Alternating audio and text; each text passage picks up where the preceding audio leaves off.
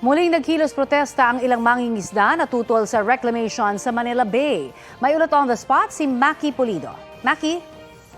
Connie, ilang dekada nang tinututulan ng grupo ng mga mangingisda ang reclamation sa Manila Bay. Hindi raw sila tumitigil dahil hindi lang ito issue ng mangingisda kundi ng bawat Pilipino. Kaninang umaga, nasa tapat na naman ang opisina ng DENR sa Quezon City ang grupong Pamalakaya. Ang kilos protesta ay para ipanawagan ang permanenteng paghihinto sa mga reclamation projects na ngayon pansamantalang pinatigil pending review.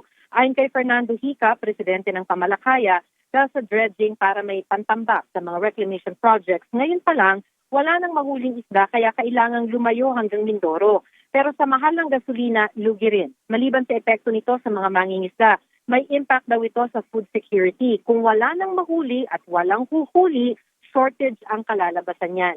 Kaya sana raw permanente nang itigil ang reclamation projects. Kahit naman may mga natambak ng lupa, kakayanin pa rin daw itong ma-revive para muling may mabuhay na lamang dagat.